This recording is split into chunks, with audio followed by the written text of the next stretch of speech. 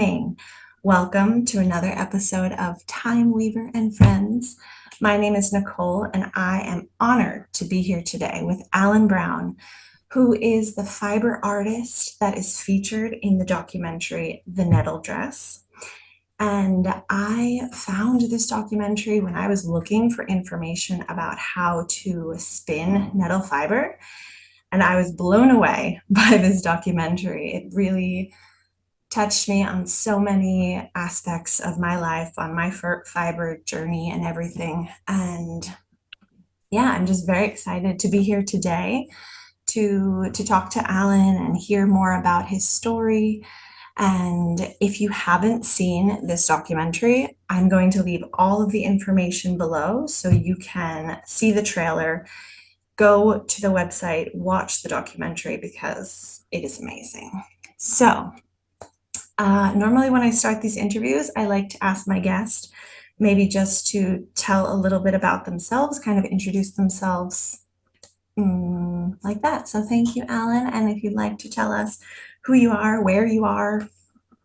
Sure. Well, hi, Nicole. Thank you so much for inviting me on to have a chat. Yeah, so I'm based in the UK. I'm on the south coast in a little coastal town city called Brighton. And I've been here for a long, long time. And I moved to Brighton in my early 20s to go to the local art school where I studied illustration. And then I quit that course and did performing arts and music in particular. Um, but I didn't have a background in fiber or textiles in any manner or form, really. Um, I suppose my background is I've always been interested in food growing, and in the UK we have this allotment system where you can rent a piece of land from your local council, and it's used to grow food on. And so I've always been interested in sort of issues of self-sufficiency, but also being kind of in control to a symbolic level at any rate about growing your own food, growing it in such a way where there's sort of low input, organically trying to sort of foster wildlife whilst gardening and producing foods. And yeah, and I suppose, I mean, there seem to be lots of threads running as to why I kind of ended up looking at clothes and textiles, but partly it was informed by that sense of yeah, how much can you take on oneself in terms of yes, sort of supply initially supplying with healthy food and herbs and vegetables and stuff. But along the way, I started thinking about clothes, and I was thinking, man, this is whilst I've got some sense of what it takes to grow and feed yourself.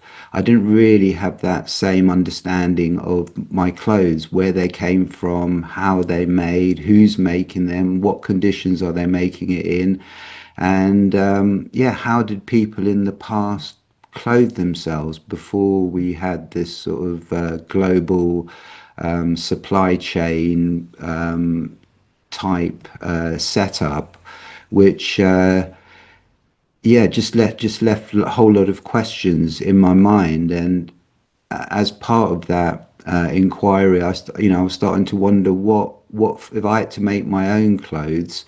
A, how would I go about doing that? But what fibers are available to me in my local environment, really, to do that? So yeah, it was really, and nettles was a plant that I knew about previously. I'd done a permaculture course, decades ago, where we had made nettle cordage, and so I was thinking, wow, I wonder if if people have ever made clothes from nettle fiber. If so, how did they do it? How do you extract the fiber? How do you spin it? How? So yeah, it was just I really was beginning from the bottom, and just seeing if it was possible, and really to get a sort of embodied sense of what that felt like. What does it take to make your own clothing? And I realized it's actually a lot. It's a massive undertaking. But I think, like gardening, there were just a host of unexpected benefits that came out from the process of taking on the making of it as much as possible myself. And yeah, and that's very much the same as gardening. It's with our modern supply chain, it's often you can pick up vegetables cheaper in a supermarket than you can grow it yourself. But my friend who I share my allotment with, Mark, he always sort of made the point that what we kind of give up for convenience or efficiency, we sort of lose this whole other aspect of actually being connected to a piece of land, to really start to get to know it, to sort of understand all the other creatures that are using that space with you. And so I found with the whole process of making, it was a kind of a process as much about being connected to my environment, to understanding it at a much deeper level, but also what the hand eye mental health connection of getting engaged in these pursuits, which we've kind of been doing for so long, that I feel that it's kind of deeply embedded in our psyche and our hands and fingers. So yeah, so it's all been a kind of playful exploration, and at the end of it all, I managed to make a garment from primarily from nettles, and yeah, that just has set off a whole chain of events, which has been both sort of magical, extraordinary, and very grounding and healing. So yeah, that's that's where how I got to where I am. Yeah, and I don't know if I said it in the introduction because I was so excited, but Alan spun. Well, first, you harvested nettles from your area out on your walks with your dog, and you started to spin the fiber, and then you wove meters and meters, I don't know how many meters of fabric to be able to make a dress, which later at the end of the film, we see your daughter wearing. And it's just incredible because this whole process from the nettle plant to the actual dress was 7 years. And it's such a beautiful story because it also goes along with things that were happening in your life and how this work with fiber can like bring us, like ground us, and to, I mean, I've got my my knitting with me because it's always something. I don't know if you have your spinning at Yes, I do. I've got. feel free to spin with me. Thank you. Because it is something that really just like calms the nervous system, and I think that it is in our genetics or something.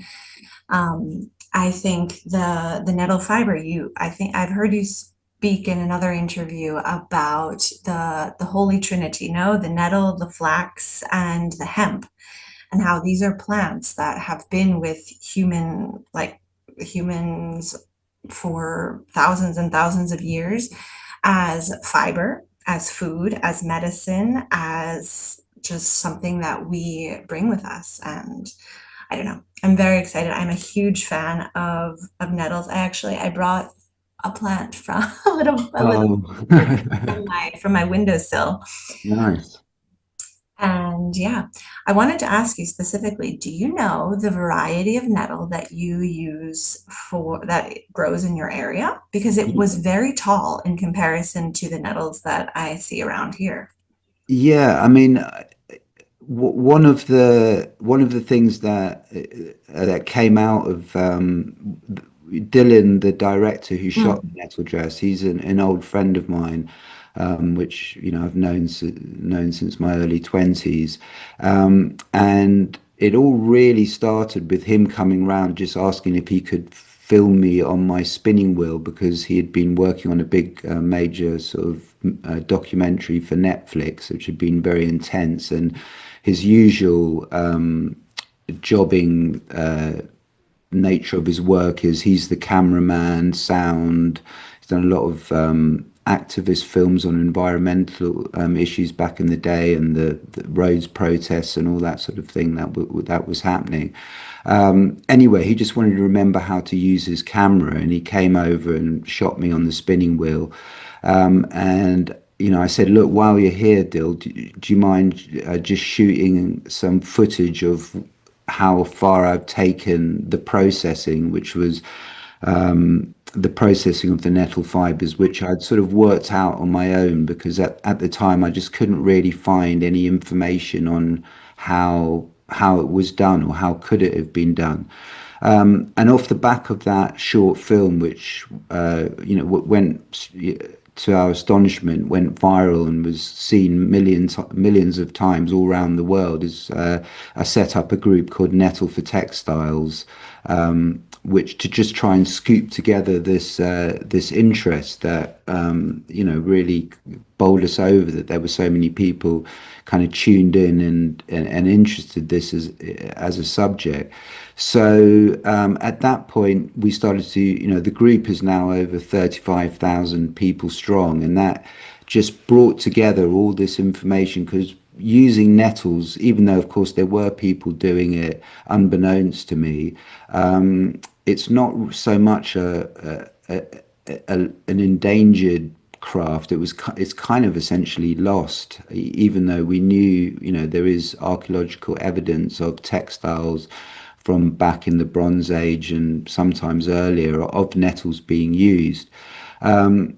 So I worked out a way that worked for me. But in the process of lots of other people chipping in about kind of living history about their grandparents or grandmother spinning nettles, and how they did it. And of course, the Nepalese used their nettle aloe, which is called Himalayan nettle, and that's an extant really nettle community, still vibrant in this day and age, all still largely done by hand.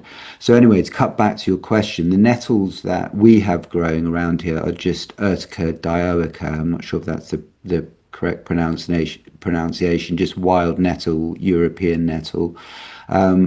But different places in the world have different types of nettle. I mean, rami is a type of nettle, and that's a fiber that you can find commercially available.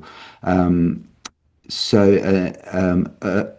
Urtica gracilis is one. There's a nettle that I found in Greece, which I think it might be that one. It's kind of got a spiky sort of seed pod type thing happening.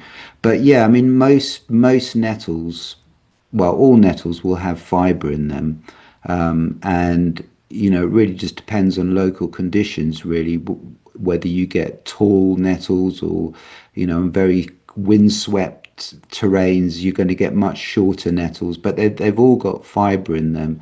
And really, the length of the plant doesn't really affect the final length of the fiber that you get from it. Certainly, the way that I process, and most people process, you end up with a much shorter fiber. You start off with a length of fiber that looks like it could be an equivalent to hemp or flax, but in the processing it gets shorter. But it is a very, very beautiful fiber. I mean, it's a much waxier fiber than flax or hemp. And it also, nettle has a sort of bark. It's not really visible to the eye so much, but you definitely feel it in the handling of the fiber. And getting rid of that bark is really kind of extra step that nettles demand from you. So I think nettles have probably always been a kind of fallback fiber when there was nothing else available. Nettle fiber was, and as you alluded to earlier, nettles kind of hug human habitation. They love our waste. They love our livestock waste, and they all grow up. I think nettles kind of follow us around, and we follow nettles. So, I mean, there's just that immediate advantage to nettles is that you don't need to cultivate them. They grow in the perfect conditions where they want to grow.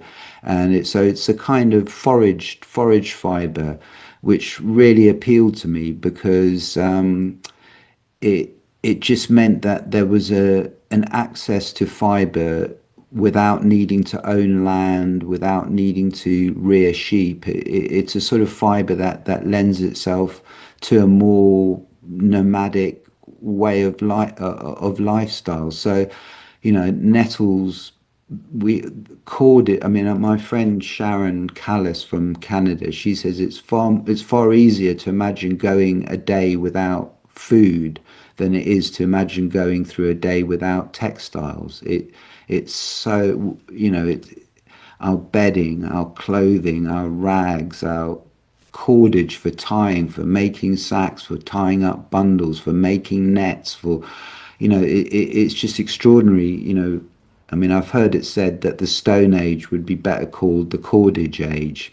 Stones and flints survive in the archaeological record in a way that textiles don't really do. So, yeah, so that's so I think nettles probably were used in areas where wild flax maybe wasn't available or hemp wasn't available. And with our sort of complicated past of moving from one area to the next, and that, hemp sometimes came in much later, but they're all very akin to each other. And nettle fiber is beautifully fine. It shares all the same properties from the fiber from hemp and nettles. Quite difficult to distinguish between them all once they're actually spun and woven into garments. But yeah, the other aspect that you alluded to is that they're all fiber, food, and medicine. They're extraordinary plants in that they, there's a famous paper by a woman called Margaret Howard who she wrote a paper called Nettles as Culture Plant, and that always really intrigued me. I was like, what is a culture plant? What does she mean? And I don't know if I've understood exactly what she means, but what's become apparent to me is that these fibers are actually how cultures were tied together for the longest period of time. The collective effort to either sow and harvest or gather and process, turn the raw fiber into textiles. It's yeah, I mean, there's the expression, it takes a village to educate a child, but it takes a village to clothe a child and to clothe each other. So, and of course, my two avenues of exploration, food and fiber, I suddenly realized, oh, of course, it's all one and part of the same story. We grew fibers with our plants for eating and medicinal purposes. So, yeah, it's just this lovely holistic kind of picture that it paints. And the lion's share of turning fiber into textiles is in the creation of the yarn, is in spinning, and that's so conducive to getting together with other people to spin or knit. And we keep discovering the sort of mental well-being that these shared activities share, and also just the resilience of a culture that is able to produce its own, or produce a good percentage of its own food and clothing. You're just suddenly much stronger as a community where you're not dependent on what's happening in a political situation in a place on the other side of the world, and then the huge infrastructure that's needed to make clothing, which is largely made from fossil fuels. In this day and age, it just paints an entirely different picture of how we go about it, and the difficulties, but also the social cohesiveness of working in that way. So yeah, I can't remember what the original question was, but hopefully I've answered it. It's all connected. And I think, I mean, there's a lot of things that you talked about the resilience of a community around this fiber, around this food, around everything. And also, I think that was interesting what you said about the nettle plant, the resilience of each plant, like depending on where it's growing, it will be a smaller plant if there's a lot of wind, it will be a taller plant if it's by a river, or Yeah. and just how versatile this plant has become all of these years. And if we think about the Industrial Revolution, it really was only like the first. I don't know a lot about spinning, but I have tried to spin wool, but I'm very interested in natural dyes. I have here some nettle dyed wool, Oh, nice. and to think about the amount of time that we have had um, synthetic dyes. I think the first synthetic dye was created in 1859, so such a Yeah. small period of time. And the rest of human history, of course, we were making colors. Of course, we were harvesting plants and things to bring color to our lives. Yeah, I mean that's such, I too love natural dyeing and have done a lot of it. But yeah, that I mean that's one of the questions that really interested me at the beginning. I look at paintings from Bruegel or whatever of folk people, peasant folk wearing such colorful clothes, and I'm like, how come back then not only were we creating really functional clothes from local resources, but we were going the extra mile to make them colorful, beautiful, and how come nowadays it doesn't make any kind of sense to do that? What's so radically shifted where it's cheaper to buy clothes made in other parts of the world, and it's cheaper to buy a new piece of clothing and throw an old piece of clothing, which is often under a year old, Mhm. excuse me, away. It just seems, yeah, and industrialization and color, yeah, has just so radically shifted the landscape in and when we find ourselves in the anomaly in history, and we're trying to look out back into the past through a lens of which yeah, we are totally living in the anomaly. And whilst I'm not really interested in sort of reenactment for reenactment's sake. I feel that this process, not that there's anything wrong with that. I've learned so much from the people that do pay huge attention to techniques and styles and methods of the past, because obviously there's a huge amount for us to learn from that way of doing it. Mhm. But yeah, for me, this is really a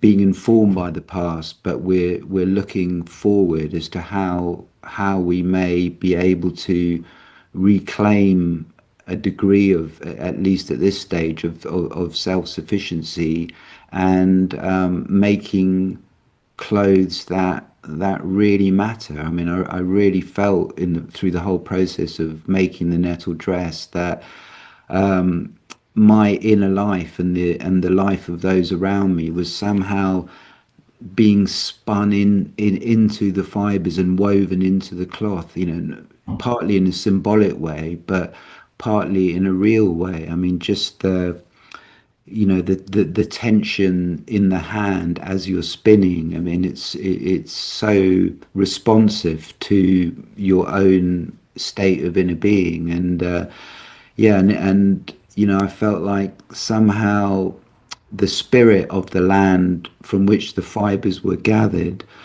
is also going into the clothes. And this idea that the clothes you wore were being made by people that you knew and knew you. Clothes just suddenly felt like a repository of tribal wisdom, love and suffering, that all that care and attention going into the clothing, it just becomes, as well as being a practical means of staying warm and being able to function in the world, it's reflecting your own status and within that, and it's like just wearing this sort of cloak of dreams or something.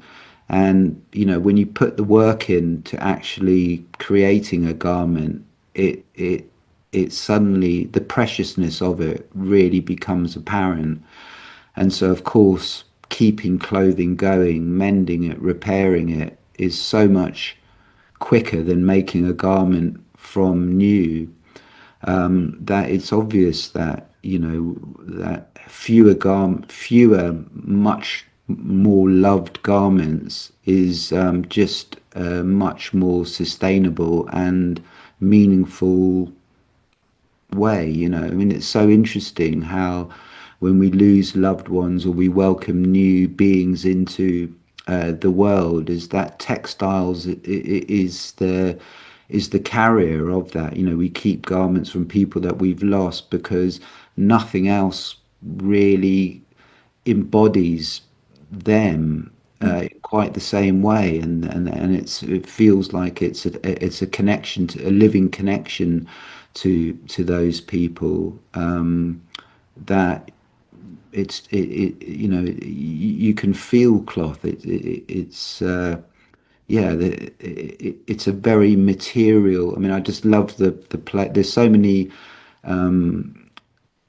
interesting phrases and words that come down to us from the past, just as to how central, materiality it is, because these things have their source in an ecosystem. And I think that limit, those material limits, actually govern how much we should be making. And yeah, I mean, I'm definitely an advocate of of it's not really, I'm wanting people to make their own clothes like some sort of hair shirt kind of punishment, but just to allow them to feel that living connection, and to also work within limits. So I'm very keen on. I don't know how we shift on a global scale from one way of doing things to another. That sort of, it's too much to deal with. But on a very personal, local level, it's like, I'm sure you can find a corner in a garden or a friend's garden or in a community growing space where you can put a few dye plants in. You can forage some dye plants. You can forage some nettle. You can straight away, right here and now, start to yeah, just start to get a feel for it, and how different that changes one's mindset. It feels really empowering, and also spiritual, I suppose, is the best word for it. 100%.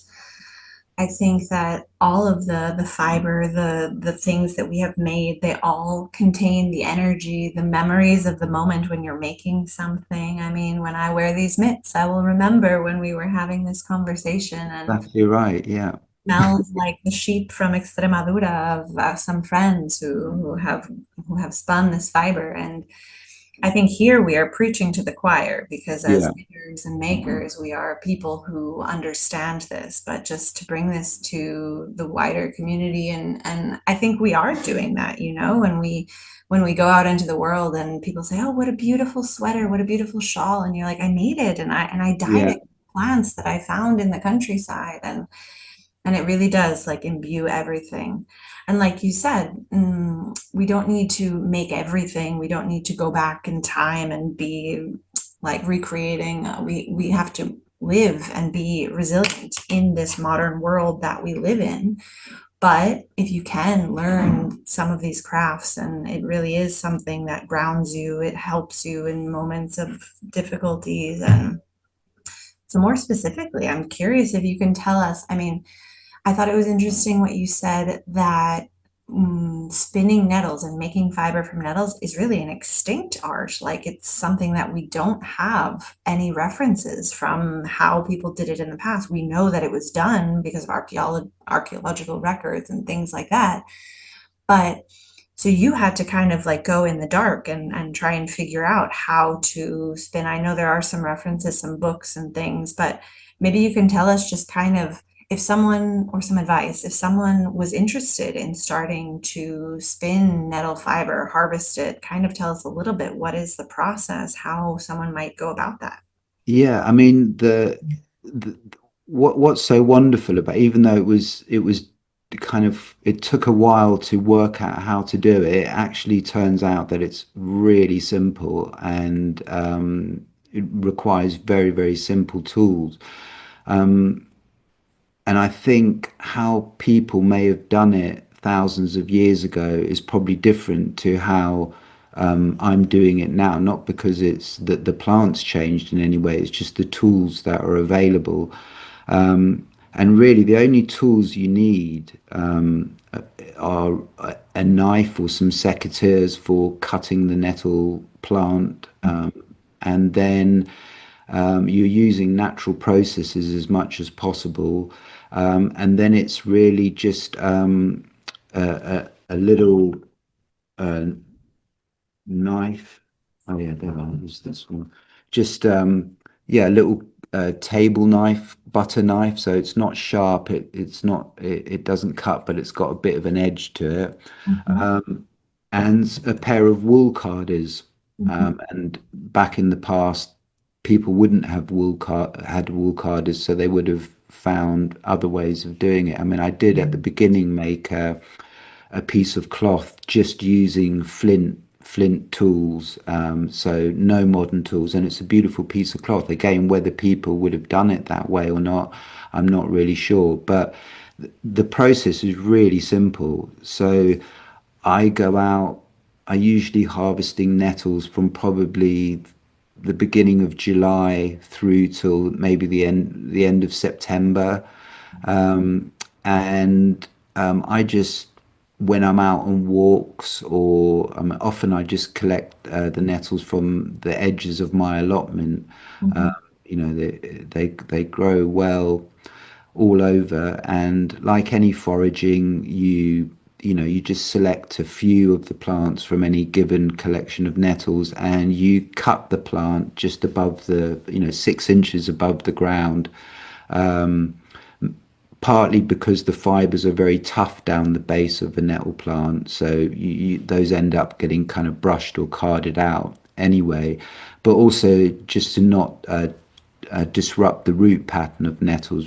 Nettles spread by both seed and also by their root structure, and an incredibly resilient plant. So yeah, I'll go out, gather a bundle. I usually maybe gather 25 plants or 50 plants, some multiple of 25, because I found that kind of works, with a few extra for breakages and stuff. And then I'll strip the foliage off the plant right there and then where I'm harvesting it from, and I'll wear a leather glove or just get a little square of leather, wrap it around the tip of the plant, and then just pull the plant through the leather or through the glove, and that just pulls all the leaves off. And then as you rub your hand up the stem a couple of times, that flattens out the stinging hairs. So from that point on, you're not going to get stung by nettles. Even though I don't, you're always going to get stung a bit, and I kind of welcome that. I think there's loads of health benefits from the stimulation. I think your immune system and stuff is stimulated by nettle stings. Yes, and then I bring the plants back home. I've got a back garden which has got grass on it, and basically you ret it, which is just an old word for rotting. And you can either do it underwater or you can do it the way I do it usually, which is dew retting, which is just laying the plants, the strip plants down on the grass, and I turn them every day. And usually there's in the UK anyway, there's a lot of dew in the morning and the evening, and that just keeps the plant moist. I mean, because you've laid them straight down from harvest, they contain a lot of moisture anyway. So just the natural organisms in the air and plant just slowly start to break down the pectins and the gums and the things that stick the fiber cells to each other and also stick the fiber to the core of the plant. So what you're actually where the fibers are, and this is the sort of definition of a bast fiber: hemp, flax, nettle are three of our most common bast fiber plants for textiles at any rate in Europe. And plant fibers, obviously wool is another central plant.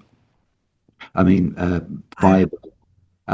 But yeah, so you leave the plant, the nettle plants on the grass. I turn them once a day, so they both sides get time pointing down to the soil and grass, and the other half up to the sky and the sun.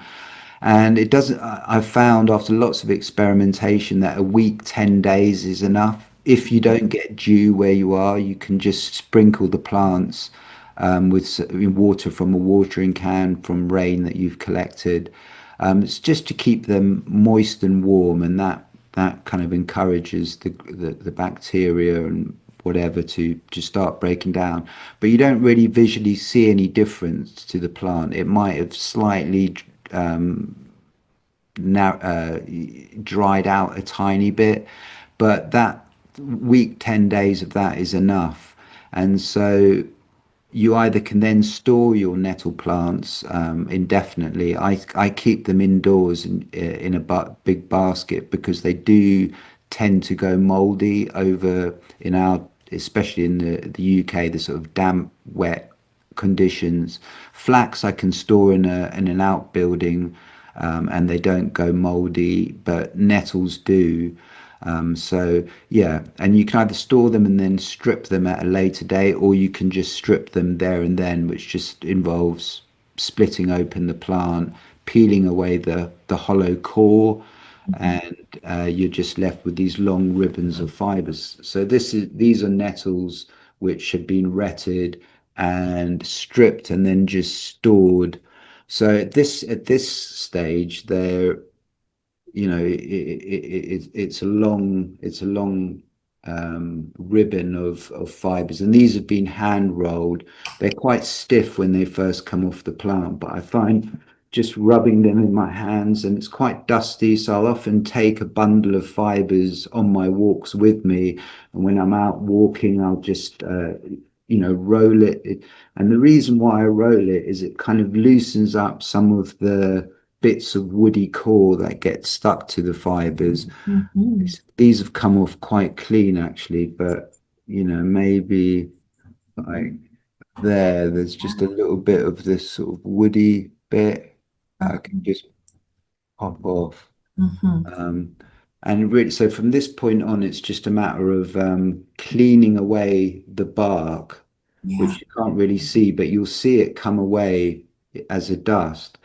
And so what I'll do, you can sort of see at the end there, it's quite ribbony and certainly doesn't feel very soft and promising in terms of a fibre that you're going to be wearing against your skin. But then just That holding, rest. yeah, I mean, just a flint will do, nothing that's too sharp that's going to cut the fibres.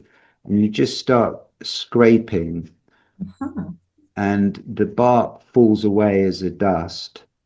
And really quickly, it just transforms from being a stiff, planty, ribbony kind of feel into something which is really soft, So well, softer yeah, and clean and wispy. yeah. So by this stage, it's getting. I mean, just on my computer here, I can you can see. Yeah. the sort of dust that's falling away. So as you're scraping, little bits are going to come away Hmm. as I go up the plant. So just these lots of these little bits of fiber. And so you at first I was expecting that I was going to end up with long silky ribbons, a long line fiber like you do with hemp and flax. And you as you scrape away, these bits are coming away, but and you just keep all these little bits that come off, you just keep and you just work your way up the plant, scraping and then just gathering the bits that come away. And Hmm. eventually, what you'll end up with is you'll end up with a sort of depressingly small bundle of fibers about that long, and then a whole bunch of these little short ones of variable fiber length. And then I'll just load up all these fiber length, these little bits of fiber onto some wool carders, along with the long fibers that I've got. I just mix them all together. I mean, I think usually with spinning, you're combing and sorting, so you end up with fibers of a similar length. Hmm. But I found that just having the mixed fiber length within the nettles really, I find it helpful. And after it's carded, you'll end up with a little row lag of clean fibers. And so at this point, it's very much like a rolag of carded wool. It's cellulose fiber, so it doesn't have the same scaly hair structure as wool. So you kind of in the spinning, it's all about just adding twist, Hmm. and then adding moisture or saliva just to keep the fluffiness down. And because there are still kind of pectins, which are just like natural sticky substances, the actual cell length of a nettle is quite short. And to make up the fiber, it's just lots of these cells glued together into a length. So the retting weakens that structure. So a retted fiber is kind of weaker than an unretted fiber, but it's just the advantage of it being so fluffy, and it just drafts easier. And then as that's spun up, so this is a spindle that I always have on me. So I've always got nettle fiber and my drop spindle in my pocket or in my bag wherever I go, because what you realize with spinning is that, especially on a drop spindle, it's something I can do when I'm walking. It's something that I can do when I'm waiting at bus stops, when I'm chatting to people. All that time is kind of occasionally I'll get on a wheel and really go for it. But there's that expression you may have heard that uh, a spinning wheel wins over a day, but a drop spindle wins over a week in terms of what you can produce, because you're just doubling up on all that time. And I think that's really given me an insight into how our ancestors did it. You see paintings of women down the ages, usually with a distaff with fibers on, which can be tucked into the belt and carried around with you. It's perfect for childcare, for animal husbandry, for doing these jobs. You can just quickly pop your spinning down, lean it up against something so the fibers are lifted off the ground, do what you need to do, and then pick up your spindle again. It's that doubling up, and it just becoming a sort of subliminal part of life, that you've always got something to spin. And oh my goodness, does it deliver just this wonderful immediate peace of mind, that however much of a struggle life is, or at any given time, just doing a bit of knitting, doing a bit of spinning, people who do it know that that sense of calmness, that usually it just delivers straight away. So whilst doing it yourself, the labor is more. I think what it gives back to you is just it's filling that exact gaping hole that the modern world creates in us, where we're trying to fill this emptiness by consuming. whereas it's so much better filled by making, because that's how our minds and hands have evolved, that to just bring us into a sense of balance. And even um it's it's not like when you're spinning your mind stops thinking or something, but there just seems to, it just seems to create a distance between the the busy mind and just allowing the mind to just blow through like the breeze does, or the bird song does. And yeah, there's just a grounded peacefulness to it, as well as a slow sense of movement. As you're knitting, you can see it progressing. As you're spinning, just bit by bit, you're building towards a thing. So it's very much about the journey as important as where you're heading to. Um, so yeah, and if you want to know more, check out the Nettle for Textiles. There's a website my friend Bridget set up, also called Nettle for Textiles, which has a breakdown. One of the admin on that, Judy, has written a good paper on all the different methods of how you can do it. Some people don't ret; they work from the green fibers, the unretted fibers.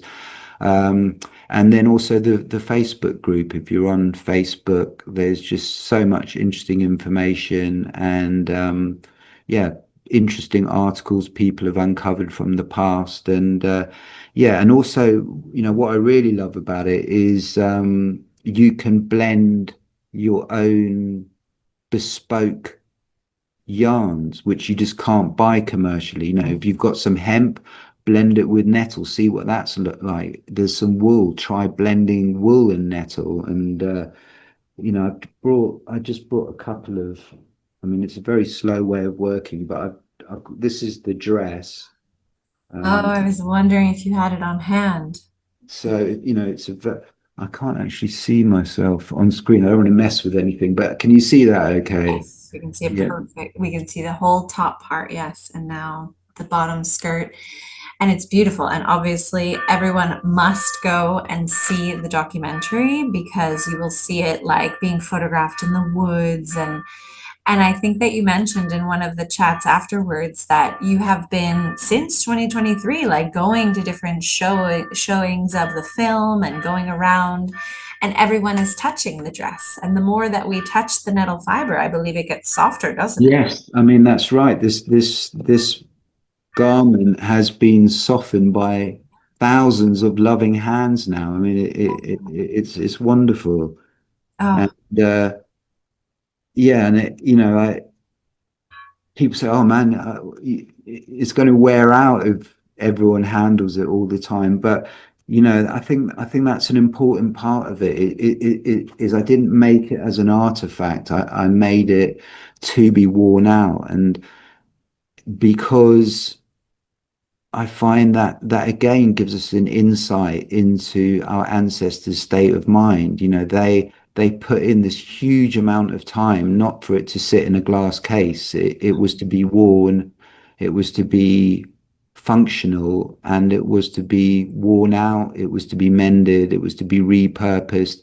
So this is it's an ongoing renewal. I mean, every year, this was so wonderful working with nature, is everything that we create kind of ultimately diminishes or breaks or get but nature is renewing. There's new nettle fibers coming each year. There's new dye plants each year. And as long as you're working gently within the limits of what your environment can produce, um, it you're it's an ongoing labor. It will never finish. It's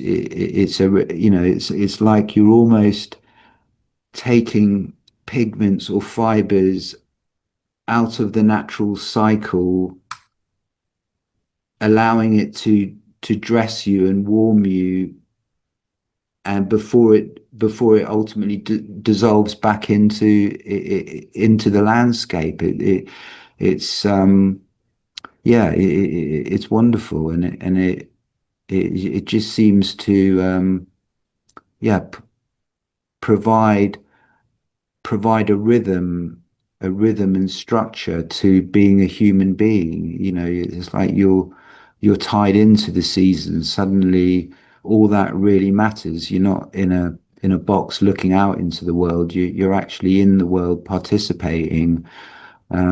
So yeah, it's amazing. And then after I made the dress, I made this shirt, Oh, which this is nettle that didn't end up being used in the dress, and this is flax that I've grown and spun, and bits of hemp that I was given and spun, and just as I finished spinning a skein, I would drop it into whatever dye pot I had going, I was gonna say um, you put and the colors in and yeah, I mean, you know, the fibers in this weren't artificially bleached or anything, so that they're not. It's not like I'm dyeing onto snow white fibers. They have a natural color to them anyway, so it shifts the color palette into this sort of more muted, sort of autumnal vibe.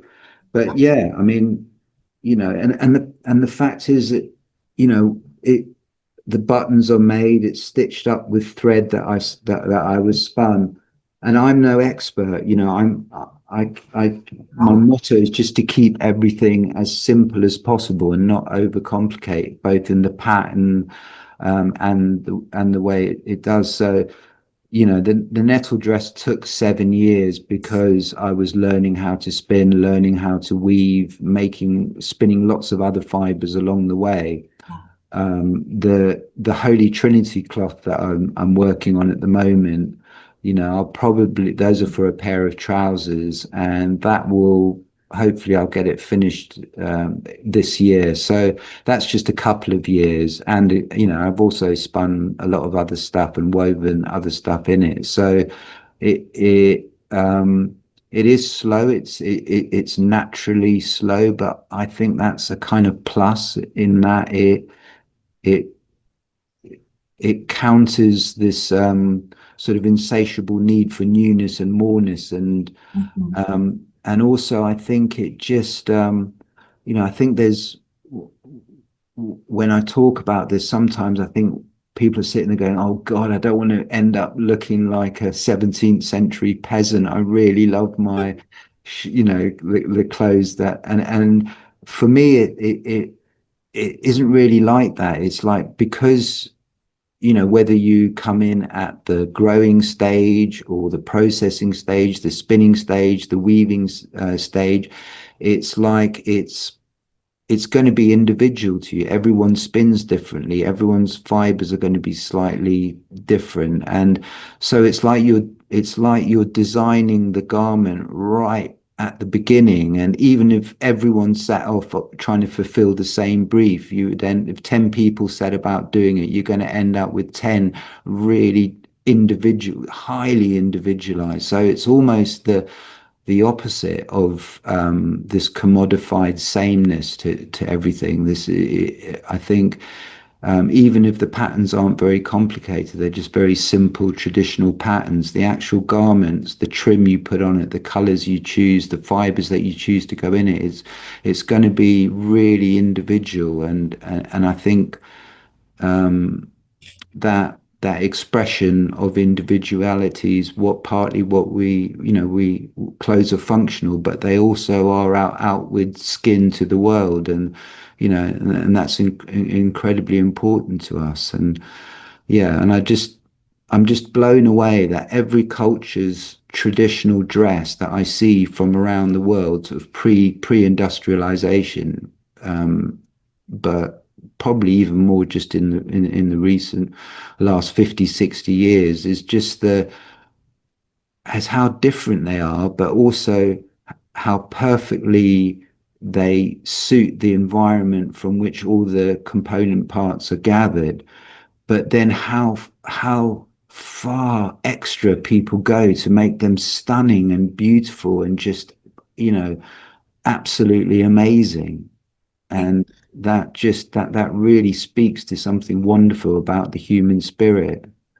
Exactly. Um, That not only is it a functional piece that is going to keep you warm, keep you protected from the elements, but also humans have always been interested in beauty, in color, in vibrancy, in showing their clan, showing their like having yeah, this uniqueness. And I think that little by little, I don't know if it's just what I'm my vision of the world, but I think that we are going against, fighting a little bit against this sameness, and people are starting to wake up to that, and we don't want to all have the same clothing. Like maybe little by little we can. yeah, no, it's definitely happening. I mean, it's been, obviously there's, I just stepped in at the point I did, but it was, I'm sorry, I've forgotten the name of the woman that you sent me the interview with. Oh, Uh, with Maria yeah,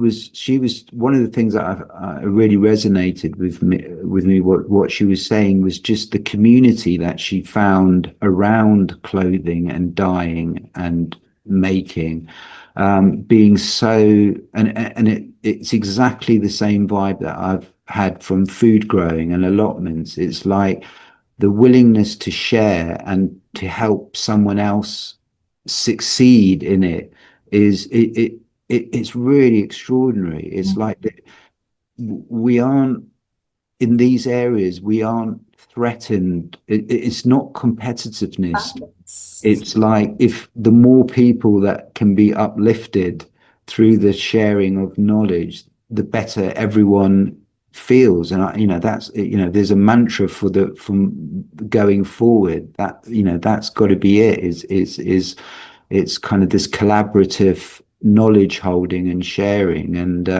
so that just gives me enormous hope Mm, that in these, in the most basic areas, feeding yourself, clothing yourself, and shelter, there's this wonderful ancient collaborative spirit at work. So that I think it yeah, I find that just so encouraging. It feel and like you say, I mean the amount of people, the whole fiber shed movement is gaining track. Knitting groups, mending, visible mending, and even the way that we're sharing clothes. When they're no longer serving us, we're giving them or swapping them with other people.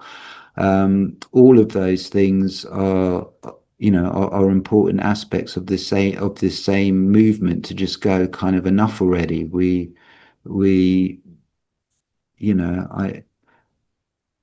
I really don't want someone slaving in horrible conditions to make my piece of clothing if I can help it. Of course, as I'm speaking to you now, I'm dressed in clothes that have been given to me or been bought. I'm not wearing my own wardrobe all day, every day. But, we're, I feel like we're just collectively testing the waters, remembering and upskilling each other. So, because these are such yes, these are crucial areas of our lives which we can actually take back control on.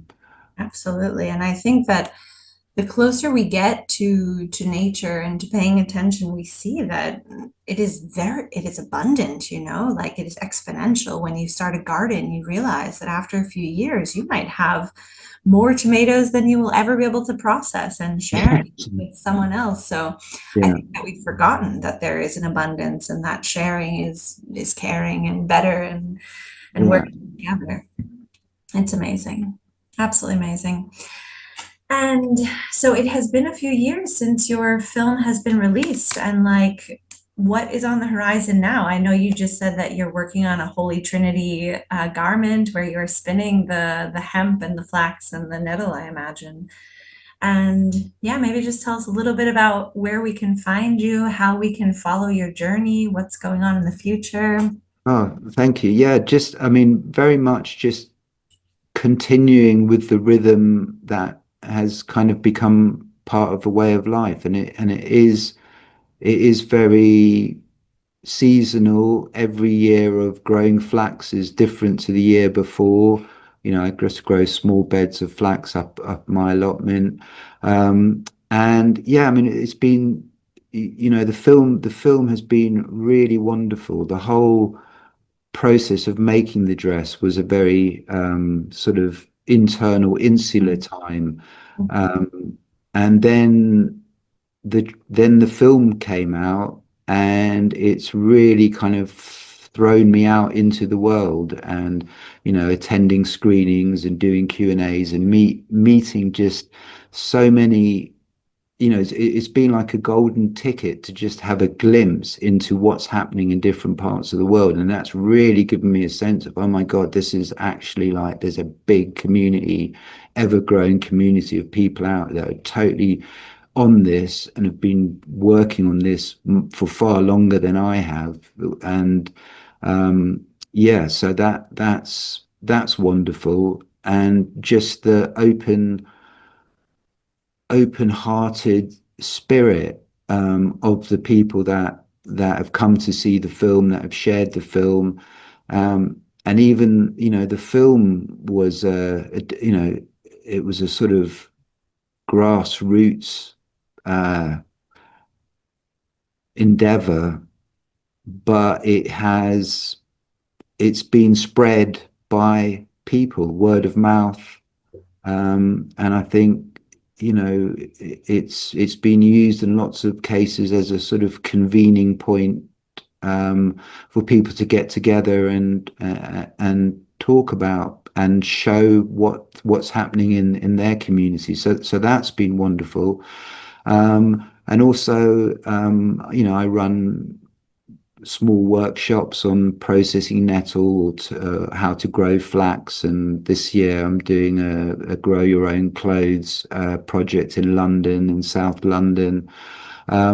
So yeah, I love the way that it's connected me to this wider network of people, and yeah, and just allowed me to glimpse at all what's going on. And it feels an exciting, yeah, a really exciting, positive aspect to life in this very kind of uncertain, complicated, difficult to fathom out direction of travel in the future. But I feel like whatever happens, wherever we go, whether the it all holds together, and we find ourselves living alongside I feel like these skills are going to be equally important in that scenario. But also, which I think the more likelihood is that we're going to start to see the wheels come off the sort of industrial global scale of doing things, and us becoming better equipped at feeding, healing, and clothing ourselves. The better position we'll be in to ride the speed bumps coming our way. So, yeah, it's you know it it feels the whole thing feels slightly fairy tale like to me, and I feel like that's a sort of helpful way to feel it, like that we're all somehow um, taking part in a collective fairy tale, Mm. whereby we're kind of putting magic back into each other and into us collectively, feeling that magic and possibility. So yeah, as I said, the nettles have been an extraordinary gift, as Mm. of all the fibers. But yeah, it's weird um, how it's all unfolded just under its own kind of momentum. And yeah, I feel very indebted to this sort of hidden power of nettles. And I think one thing in particular about nettles that I find interesting is that they've always resisted attempts to industrialize their production. Mm. It's like they've almost held out against that way, like they're showing in order to unlock their secrets, it requires your hands-on personal participation in that relationship with the plants. And I think the language around that is spoken much more eloquently by herbalists and people engaging with the qualities and properties of the plants. But equally, I guess from a fiber textile perspective, we're tuning into the plant and other capabilities that they hold. And yeah, it's just this sort of wraparound gifts that they are. I mean, they do feel like reciprocal life forms. They breathe in what we breathe out. They like to grow in our waste. We're able to clothe ourselves and be function in the world. I mean, there's a wonderful circularity to that you could essentially be eating nettles to fuel the body, to transform the nettles, to clothe the nettles, to keep you warm while you gather the nettles and stop you getting stung. It's like they contain their own medicine to actually even how you walk through a nettle patch naked, or you walk through a nettle patch clothed with fibers from the nettles, and you have two completely kind of different experiences. So yeah, it's an ancient relationship, and it's there waiting for us all. Mhm. Absolutely. I I could say a million things about nettles as herbal medicine, as food, as nourishment. I think it's one of the most nutrient dense plants on the planet, actually. I think Yeah, that's why it has developed its stingers, because it is so yeah, proteins and trace minerals, and so as food, it's incredible. And like you said, herbalism, like slowing down. I think a lot of times people will run to the pharmacy to take a medicine because they want it an immediate fast. They want to go fast fashion, fast medicine, healing. But when you work with plants to heal you, it is a longer process. And maybe part of the medicine is that slowing down, making a cup of tea, connecting, going out and harvesting your own, like that time in nature also is bringing. exactly right. Yeah, I mean that all of those are absolutely spot on. And yeah, I mean that's the other thing, is that the nettles are asking you to come out into nature where you find them, to spend time in little bits of woodland, to explore, to really kind of look into nooks and crannies of your own immediate environment that you may have just not noticed or overlooked. And the nettle plant, I'm sure everywhere, but in the UK and Europe, so many butterfly species depend on nettle for their life cycle. So yeah, I mean,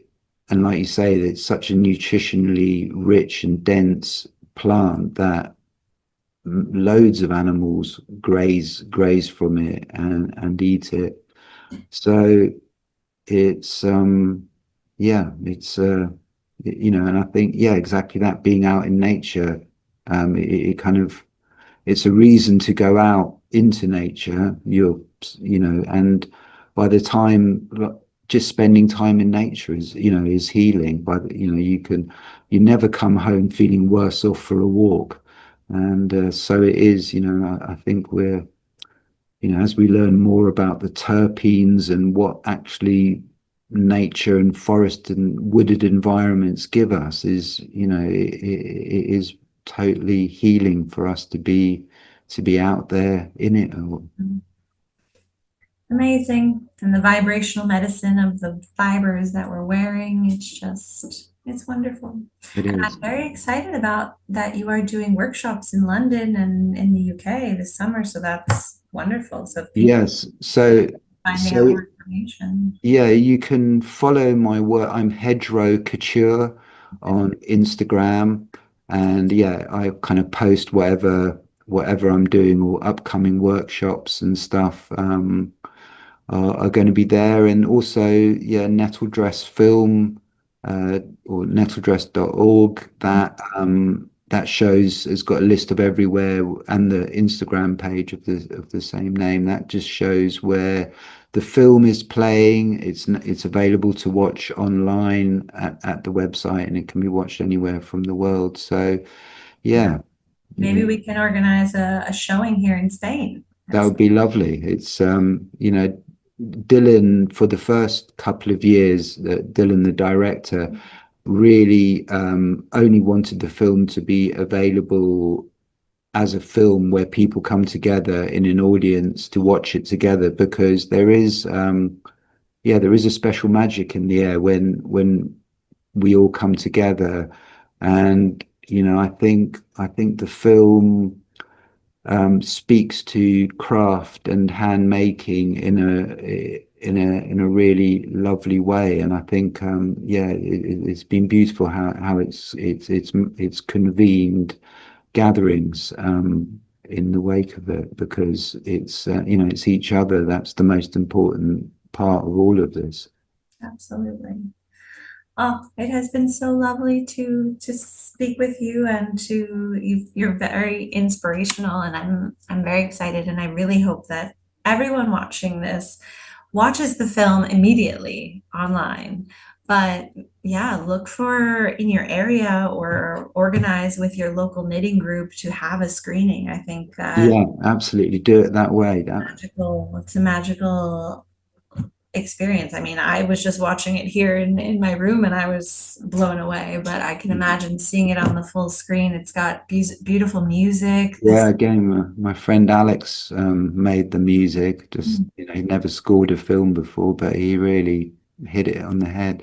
Um, yeah, so yeah, well, thank you so much for reaching out and making contact. It's been lovely meeting you, Oh, it's and magical for me. Like I saw your film in the summer, and just recently I was doing more research and things about nettles, and I was like, I'm gonna reach out. Why not?